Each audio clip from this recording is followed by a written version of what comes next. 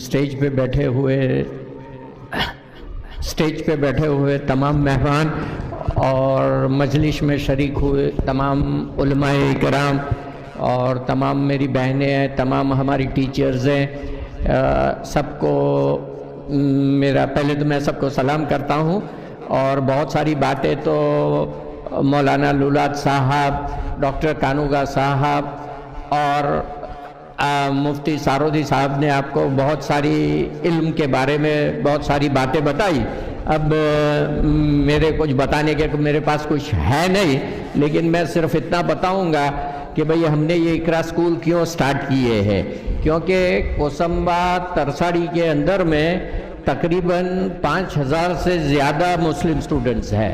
उसमें से सिर्फ 2000 स्टूडेंट्स ऐसे हैं जो फ़ी पेड कर सकते हैं, तो वो तो दाऊजी स्कूल्स है, वीएस पटेल स्कूल्स है, सार्वजनिक स्कूल्स है, उसमें तालीम ले रहे हैं। मगर 3000 बच्चे जो है वो या तो एकदम गरीब है या तो उनके माँ बाप उनको निगलेक्ट कर देते हैं, मतलब उनको तालीम की कोई अहमियत नहीं है।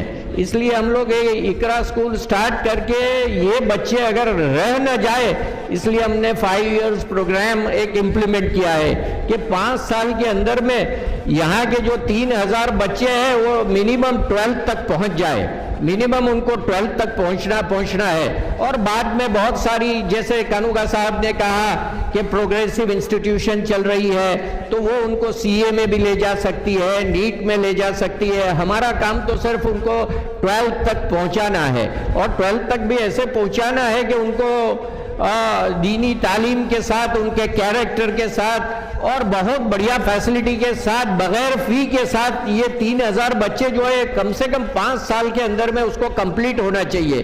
कोसंबा में से 4 पॉकेट है। कोसंबा तरसाड़ी में एक दादरी है, एक ईदगाह है और एक इंदिरा नगर है। इंदिरा नगर में मदरसा और दीनी काम तो बहुत अच्छा, मतलब मौलाना सारोदी साहब भी कर रहे हैं। उन्होंने एक ईदगाह फड़िया में एक अच्छी सी मस्जिद बनाई है। लेकिन उनको मेरी एक रिक्वेस्ट है कि अगर वो जो कर सकते हैं तो ज़रूर करें कि जो बच्चे यहाँ पर ट्रांसपोर्टेशन उनका नहीं है तो वो किसी से बस का अरेंज करके उनको फ्री में ट्रांसपोर्टेशन प्रोवाइड करे, तो हम उनको यहाँ पर फ्री में ज़रूर स्कूल देंगे और उनको फ्री में एजुकेशन देंगे। यहाँ पर हमने आज इंग्लिश मीडियम भी स्टार्ट किए हैं। इंग्लिश मीडियम में हम फी चार्ज करते हैं, वो फी भी चार्ज कोई बहुत हायर फीस नहीं है जैसे दाऊजी की है, सार्वजनिक की है। हमारी जो दाऊजी स्कूल्स है वो फी पेड स्कूल्स है।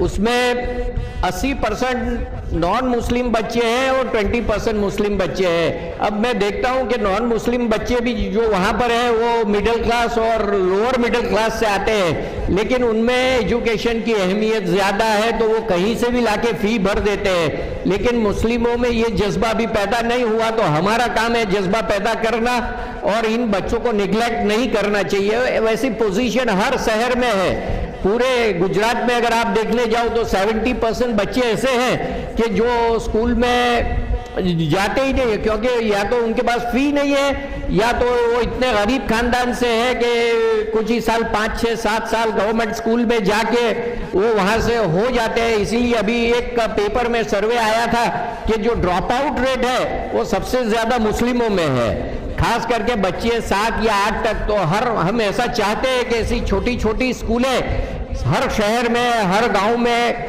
छोटी छोटी दर्सगाहें एस्टेब्लिश की जाए और बहुत बढ़िया स्टैंडर्ड के साथ उनको वहाँ पर एजुकेशन दिया जाए। और हमारी बहुत सारी बहनें जो है वो ग्रेजुएट हुई है, पोस्ट ग्रेजुएट हुई है, तो उनका भी एम्प्लॉयमेंट जनरेट होगा, वो भी टीचर्स बनेगी तो उनका भी कॉन्फिडेंस हायर होगा, तो उनको भी जॉब के लिए कोई प्रॉब्लम नहीं होगी। हमारी बहनों को भी जॉब जो है वो हमारी दर्सगाहें होगी, तो उनको वहाँ पर भी मतलब जॉब में उनको बहुत इजी पड़ेगा।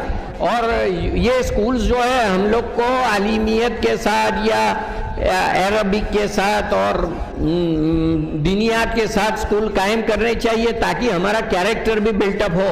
हमारी गरीबी की वजह से हमारे एरियाओं में बहुत सारा क्राइम पनपता है और पुलिस और गवर्नमेंट भी चाहती है कि मुसलमानों के एरिया में ये क्राइम पनपता रहे, और अच्छे मुस्लिम है वो रात को 12-12 बजे तक बैठे रहते हैं। अभी मौलवी साहब ने कहा कि भाई हमारे एरिया में पहले हम लोग जो थे तो हमारे एरिया में वो लोग एजुकेशन लेने के लिए जाते थे, लेकिन हम लोग जो है आजकल उनके यूनिवर्सिटीज में एजुकेशन, क्योंकि हमारे एरिया में क्या होता है, हमारे एरिया में मैक्सिमम होटल होती है, चाय की लारी होती है, पान गुटखे की दुकान होती है, न तो हमारे एरिया में कोई कंप्यूटर क्लास होता है, न तो ट्यूशन क्लास होता है, न कोई ऐसी एजुकेशन एक्टिविटी, न कोई जिम है, न फिजिकल एक्टिविटी, कुछ नहीं होते हैं। इसलिए हम लोग को भी हमारे एरिया को भी डेवलप करना चाहिए। खास करके मैं ये बताता हूँ कि नॉन मुस्लिम कम्युनिटी ये एजुकेशन के लिए 3 फैक्टर्स जो है वो बहुत इंपॉर्टेंट है। एक तो स्कूल है, दूसरा है माहौल है, और तीसरा है माँ बाप है।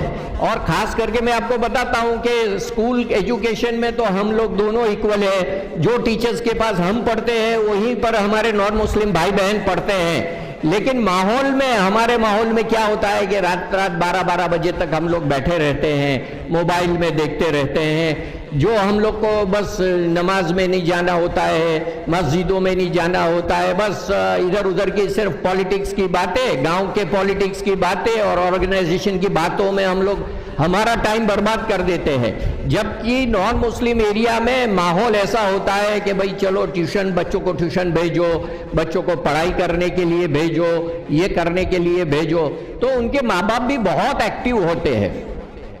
और तीसरा, ये माहौल के हिसाब से उनका माहौल ये रहता है। और तीसरा, इनके माँ बाप भी जो है वो काफ़ी एक्टिव रहते हैं कि भाई वो बच्चे की नोट चेक करते हैं, बच्चा क्या पढ़ के आया वो चेकते हैं। फिर अगर टीचर्स अच्छा नहीं पढ़ाती है तो टीचर्स के पास कंप्लेन लेके जाते हैं। हमारे माँ बाप तो कोई जो गार्डियन की मीटिंग है उसमें भी हाजिरी नहीं देते। मैं खुद हाजिरी नहीं देता था, हालांकि मेरा बच्चा तो पीएचडी हो गया, लेकिन मैं खुद भी हाजिरी नहीं देता था उसकी मीटिंग में।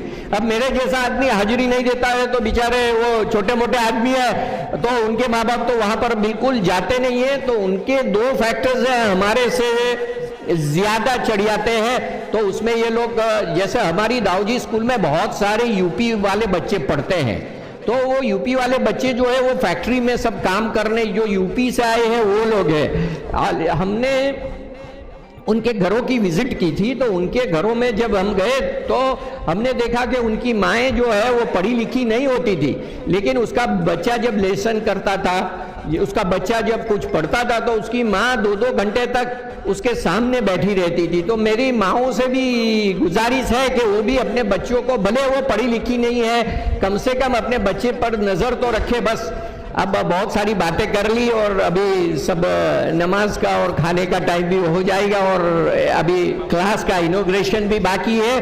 और यहाँ आए हुए तमाम मेहमान, तमाम उलमाए इकराम, तमाम टीचर्स को, सबका मैं बहुत ज़्यादा आभारी हूँ। मेरी उर्दू इतनी अच्छी नहीं है, फिर भी मैंने कुछ उर्दू में बातें की है। मैं गुजराती बोल सकता हूँ, उर्दू मेरी इतनी अच्छी नहीं है।